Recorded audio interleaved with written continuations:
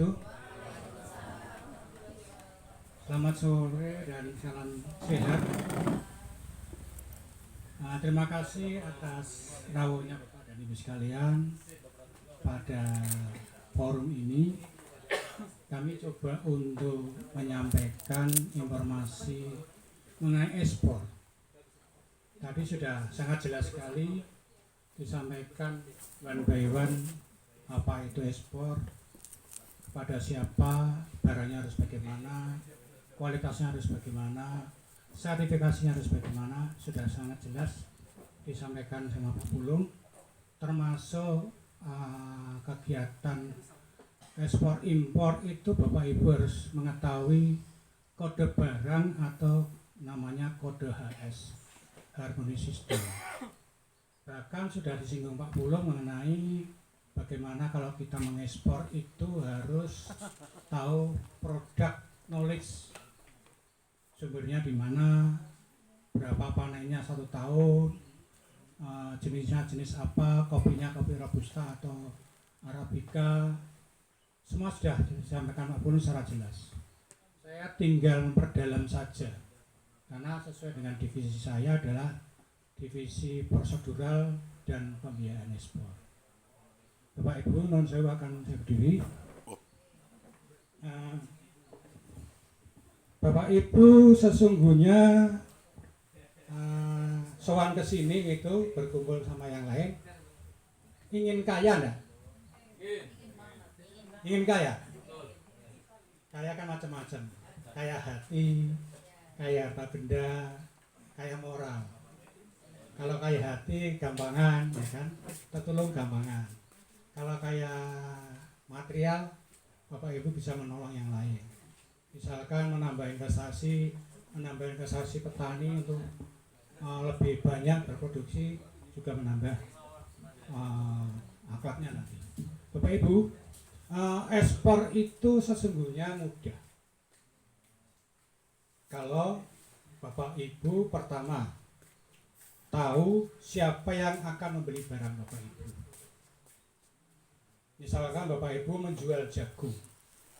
Jagungnya jenis apa, dijual kemana, berapa kilo, berapa ton, berapa kubik, angkutannya pakai apa, angkutannya pakai pesawat atau pakai kapal laut. Setelah dari kapal laut diangkut pakai kontainer atau pakai truk. Kalau itu sudah jelas, tinggal melaksanakan saja. Kira-kira produk Bapak Ibu yang sekarang lagi ngetren apa? Jagung. Jagungnya jenis apa? Jagung ternak atau jagung makan?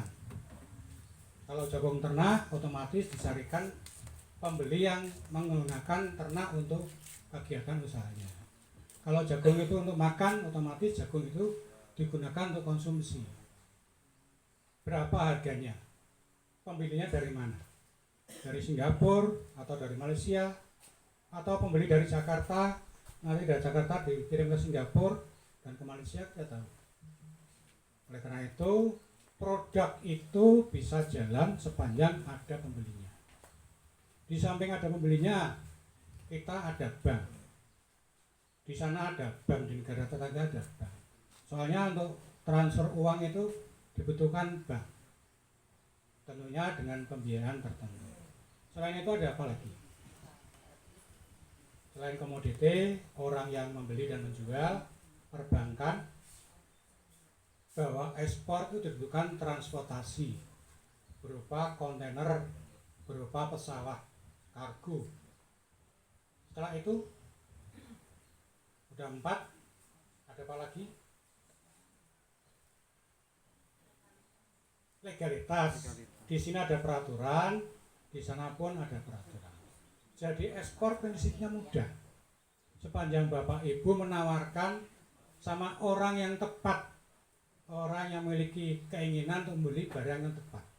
Misalkan barang yang dibutuhkan A, kemudian Ibu punya B, ya tidak gaduh. Oleh karena itu untuk gaduh ya harus sama. Oleh karena itu satu utamanya harus tahu knowledge produk atau pengetahuan tentang produk. Misalkan di daerah di mana hasilnya, di mana berapa hasilnya, sekali panen berapa hasilnya, mana nih videonya? itu harus diketahui. Kemudian yang kedua, Bapak Ibu tentunya juga ingin meningkatkan keterampilan atau kepercayaan diri, misalkan dengan mengolah atau memperbaiki cara berkomunikasi, cara berbahasa. Walaupun tidak bisa bahasa Inggris, bisa menggunakan putranya atau temannya atau saudaranya untuk melakukan negosiasi barang yang akan diperjualbelikan. Kemudian Bapak Ibu harus tahu juga tentang tata cara produksi. Misalkan jagung, supaya jagung bersih harus diapakan. Tentu biasanya jagung itu yang bisa diterima oleh pembeli masuk dulu ke rumah produksi untuk bisa disortir, yang kecil-kecil, yang gede-gede, kemudian diwadahi atau dikemas. Dikemas pakai apa? Pakai karung plastik, pakai karung goni, 10 gram, 10 kg, 20 kg, 50 kg atau 100 kg sesuai dengan permintaan pembeli. Nah, Bapak Ibu, tugas saya hanya itu. Kemudian untuk mengekspor, ternyata kita butuh legalitas. Sesuai dengan Perpres 24 tahun 2018, setiap pengusaha, setiap usaha yang dilakukan di Indonesia harus mempunyai nomor induk berusaha. Nomor induk berusaha seperti apa? Yang untuk ekspor, yang mencakup akses kepabeanan ekspor dan impor. Jadi Bapak Ibu nanti KBI-nya harus sesuai. Misalkan ada jagungnya, kalau usaha jagung ada jagung, kalau usaha kopi ada kopinya. Yang penting harus sama, harus apa? Misalkan NIB-nya kontraktor nggak bisa untuk ekspor, harus yang ada kata-kata bisa punya akses kepabeanan. Kemudian next, terus ini udah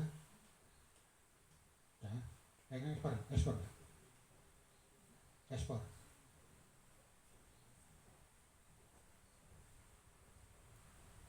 Nah, perdagangan internasional itu apa?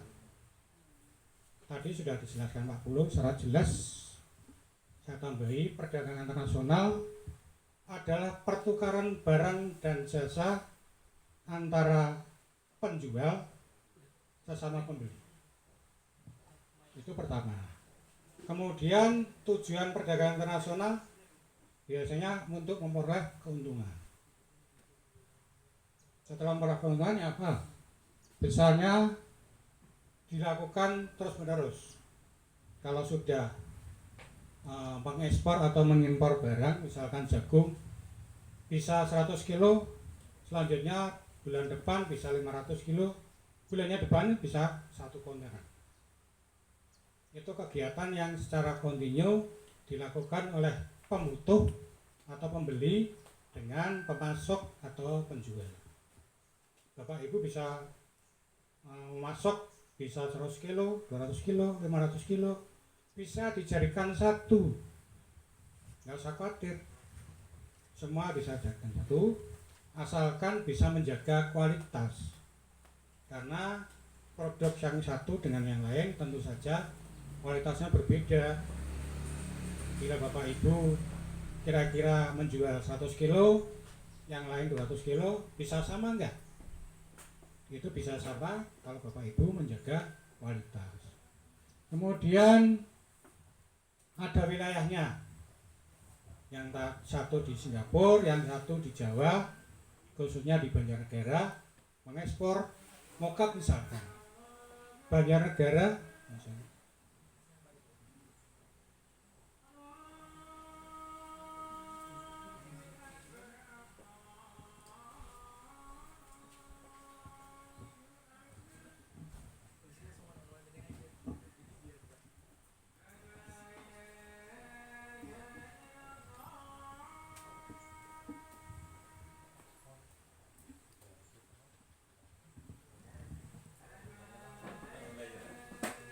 itu dapat pesanan dari Dubai, yang membeli orang Qatar.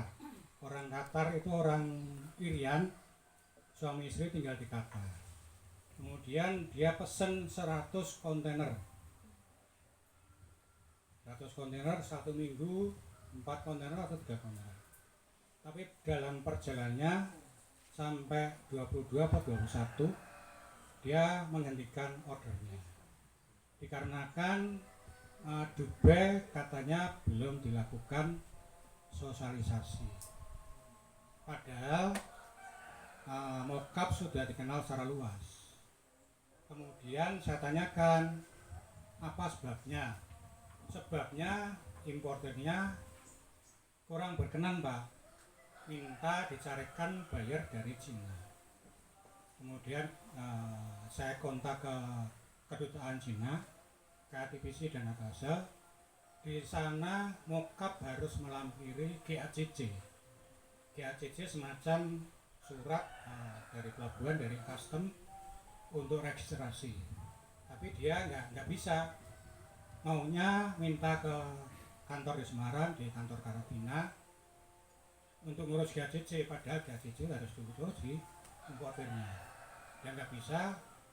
Kemudian dia mau datang, sampai sekarang nggak datang.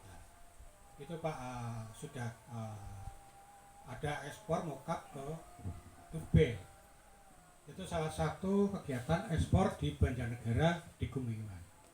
Nah, kalau Bapak Ibu akan mengekspor hasil pertanian yang baik, bisa saja Pak.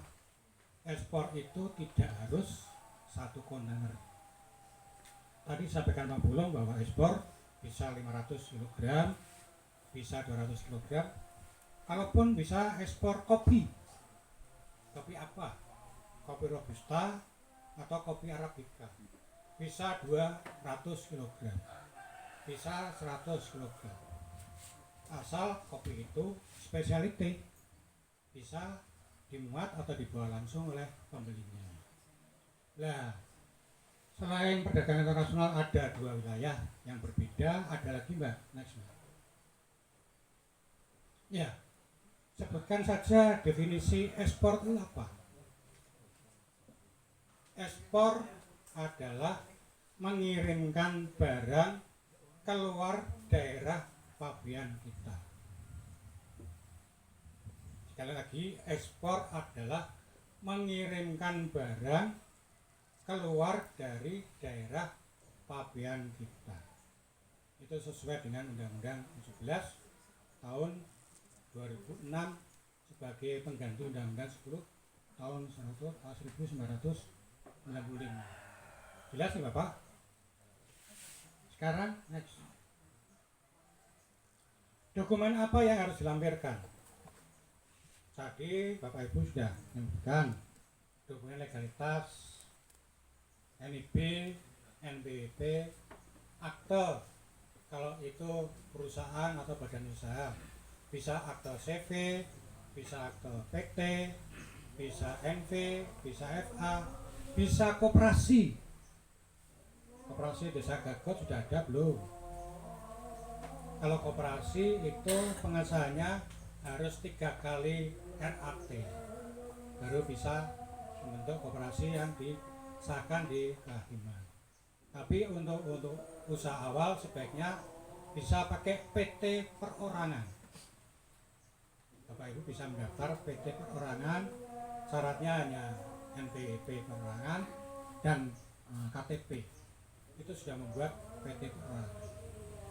Bisa untuk melakukan ekspor atau bisa melakukan perdagangan jual beli barang.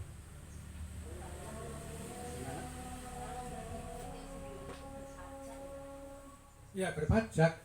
Pajaknya jangan khawatir Bu, kalau pendapatan Ibu tidak ada 5M tidak dikenakan pajak.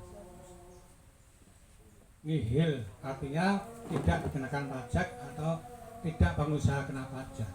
Tapi kalau pendapatan atau targetnya itu lebih dari 5M baru Ibu dikenakan pajak. Jadi 1 tahun sekali laporan pajak. Nanti yang dikenakan dari APBH, PPR badan. Sangat ringan sekali. Ada sanksinya, misalkan sanksi harus bayar. Kalau misalkan tidak membayar pajak, perusahaannya bisa tutup misalkan. semacam itu. Saya kira pemerintah sangat memberikan keringanan untuk para pembayar pajak yang terlambat, tidak langsung dikenakan sanksi. Diedukasi dulu Bu, kenapa terlambat, harus membayar gitu. Laporan 1 tahun, tiap bulan harus laporan. Yang 1 tahun namanya laporan SPT gitu. Asalkan target dari ibu tidak ada 5 miliar, itu tidak dikenakan pajak. Per tahun. Tidak dikenakan pajak. Bu.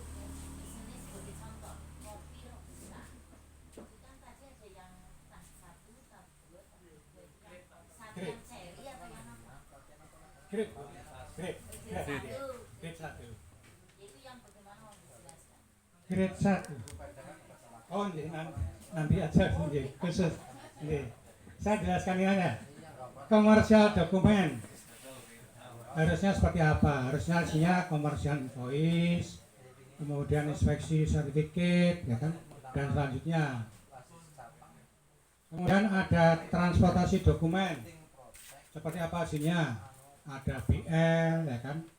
Ada bill, ada delivery order, dan seterusnya. Next. Nah, ekspor dan impor itu yang berteman sama kita siapa saja? Itu ada custom, ada bea cukai. Itu teman kita. Ada financing payment, perbankan. Ada juga transportasi, kontainer, truk, dan sebagainya. Ada juga yang lain, misalkan ibu bisa mengasuransikan, ada juga custom broker, ada juga tax pajak, ada pemasaran, ada packaging, ada pergudangan, dan lain sebagainya. Itu teman-teman kita pada waktu kita melakukan ekspor. Siapa saja Bu? Ada custom, ada bea cukai, ada perbankan, ada kontainer, ada yang punya truk, ada yang punya kapal, terus ada asuransi, ada custom broker, ada tax, ada marketing, ada packaging, ada pergudangan. Itu teman-teman kita yang selalu menemani pada waktu kita ekspor dan impor. Next. Nah, aspeknya ekspor itu seperti apa? Ada legal aspek dan seterusnya. Impor ada legal aspek dan seterusnya. Next. Ekspor dan impor itu seperti apa? Ekspor pada intinya optimum dari penjualan untuk memperoleh keuntungan. Sedangkan impor obtain dari pengadaan barang. Pengadaan yang baik, berkualitas, kontinu, dikirimkan secara kontinu, berkualitas, sesuai spek, sesuai harapan pembeli. Next. Risk barrier-nya seperti apa? Barrier-nya ada kepercayaan, ada batasan waktu, ekspornya ada batasan waktu. Pada waktu ibu menawarkan barang dan jasa kepada importir, sebaiknya diberikan waktu. Waktu penawaran saya adalah 1 bulan. Setelah 1 bulan harganya bisa lain. Kalau bulan ini bisa 1.200, misalkan 2 bulan yang akan datang bisa 3.000, sehingga Bapak Ibu tidak dirugikan oleh penawaran Bapak Ibu sekalian. Kemudian price-nya dari importir, misalkan time-nya tidak bisa memenuhi, kualitasnya misalkan tidak bisa memenuhi, kualitasnya tidak bisa memenuhi, itu harus diterjemahkan. Eksportir harus mampu menerjemahkan keinginan pembeli. Next.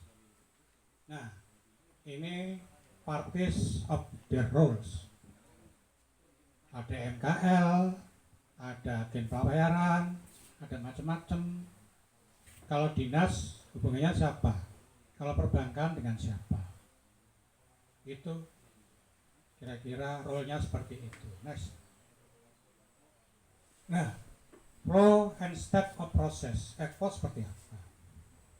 Impor seperti apa? Kalau proses pembayaran seperti apa? Proses pengiriman barangnya seperti apa? Dari pengiriman kita, dari jagung misalkan di pack, di kilo, sudah sesuai dengan kilonya, sesuai dengan tonnya, kemudian kita kirimkan ke kontainer atau kita mendatangkan kontainer. Bisa satu kontainer, bisa kurang dari satu kontainer. Misalkan Bapak Ibu mengirimkan hanya 500 kilo, bisa digabung bersamaan dengan barang orang lain, namanya LCL. Kalau satu kontainer namanya FCL. Jadi Bapak Ibu sekalian, sore ini hari ini kami memberikan informasi yang makro-makro saja. Next. Nah, agreement bisa macam-macam. Misalkan kontrak antara pembeli dan penjual. Kontrak penjual ada shipping atau shipper. Kemudian ada kontrak milik barang dan asuransi dan sebagainya. Next. Kemudian ada kontrak penjualan. Biasanya kontrak penjualan berupa isinya seperti ini. Ada judul, nomor, tanggal, dan tempat. Apa judulnya, perjanjian apa? Misalkan perjanjian jagung, ya disebut jagung. Perjanjian mebel juga disebut mebel, dan lain sebagainya. Ada pihak pembeli dan penjual. Ada acuan hukumnya. Misalkan pakai Incoterm 2010 atau 2020. Misalkan ada skema perdagangannya, ada metodenya, ada price-nya, ada kualitinya, ada kuantitinya, dan next. Nah, cara pembayarannya pun ada macam-macam. Pembayaran yang pakai perbankan yaitu LC atau letter of credit, pembayaran yang pakai PayPal, pembayaran pakai kartu kredit, pembayaran tunai atau pembayaran TITI. Nice. Nah, sekarang saya mau bicara soal singkong. Tahun 2023 Pak Dirjen Perdagangan Internasional itu melakukan perjalanan ke Inggris dan ke Eropa. Di Inggris dan Eropa beliau menandatangani perjanjian tentang pengadaan singkong. Kita diberi jatah 660.000 ton per tahun. Hanya tahun 2023 kita hanya memenuhi kira-kira 2,7%.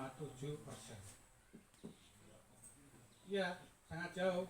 Nah, dari kegiatan itu ada konsumsi tarif rate quota dari 7,2% menjadi hanya 6%. Jadi kena tarifnya biaya masuknya hanya 6%. Oleh karena itu ini sebuah peluang sekaligus sebuah tantangan bagi kita semua. Bisa nggak teman kita, petani kita mengumpulkan meannya atau apa jadinya gaplek yang dikenal dengan gaplek. Dulu pada waktu tahun 85 saya sangat getol sekali ngoyak-ngoyak petani gaplek untuk bisa produksi. Karena waktu itu dipermudah dan ekspornya sangat mudah sekali. Setelah tahun 85, tahun 90 dikenakan kuota. Tahun 90 ke atas sudah beralih kegiatannya jadi mukap. Nah, sesungguhnya petani kita yang untung yaitu membuat gaplek. Dipotong-potong, dijemur, setelah kering, dikarungi, dikirimkan. Oleh karena itu, sore ini kami mengajak petani ataupun penghasil singkong untuk bisa sama-sama mengirimkan ke sana dengan catatan siapa yang jadi misalkan jadi mediator untuk mengumumkan maniok tersebut. Demikian Bapak Ibu sekalian, kurang lebihnya mohon maafkan. Terima kasih atas perhatian Bapak Ibu sekalian. Wassalamualaikum warahmatullahi wabarakatuh. Kita lanjutkan dengan diskusi.